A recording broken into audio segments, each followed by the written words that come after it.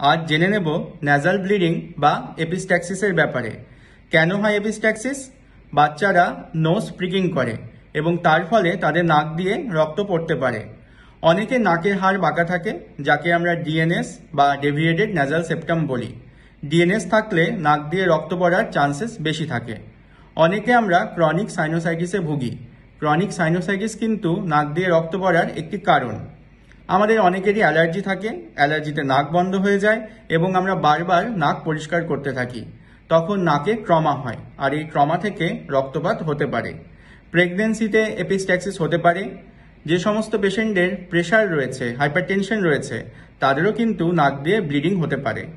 কিছু কিছু medicine, blood thinner যেমন ক্লপিডোগ্রেল, ইকোস্প্রিন, এই সমস্ত ওষুধ খেলে নাক দিয়ে রক্ত পড়ার চান্সেস বেড়ে যায়। কিছু কিছু ডিজিজে যেমন লিভার ডিজিজ, কিডনি ডিজিজে নাক দিয়ে রক্ত পড়তে পারে। নাক দিয়ে রক্ত পড়লে আমরা কি করব? প্রথমে শান্ত হয়ে কোনো একটি জায়গাতে বসুন। আপনি যত উত্তেজিত হবেন আপনার প্রেশার বাড়বে এবং রক্ত পড়ার চান্সেসও বাড়বে। নাক দিয়ে রক্ত পড়লে শুয়ে পড়বেন না, সামনের দিকে মাথা হেলিয়ে বসে থাকুন। একটি কাপড় নিন, নরম কাপড়। কাপড়টি হাতে নিয়ে নাকটিকে এইভাবে চেপে ধরুন, ইন্ডেক্স ফিঙ্গার এবং থাম্ব দিয়ে। কতক্ষণ চেপে রাখবেন? একদম 5 মিনিট। এই সময় মুখ দিয়ে শ্বাস প্রশ্বাস নিন। আইস থাকলে বাড়িতে এই সমস্ত সাইডে হালকা হালকা করে রাব করতে থাকুন। 5 মিনিট পর দেখুন আপনার রক্ত পড়া বন্ধ হয়েছে কি হয়নি।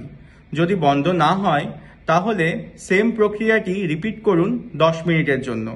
তারপরে দেখুন রক্ত পড়ছে নাকি বন্ধ হয়ে গেছে।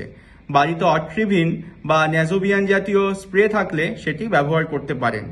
যদি 15 মিনিট পরে রক্ত পড়া বন্ধ না হয় তাহলে অবশ্যই এমার্জেন্সিতে যান, কারণ আপনার ট্রিটমেন্টের প্রয়োজন রয়েছে।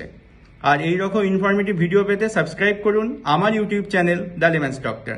ভালো থাকুন, সুস্থ থাকুন, সঙ্গে থাকুন।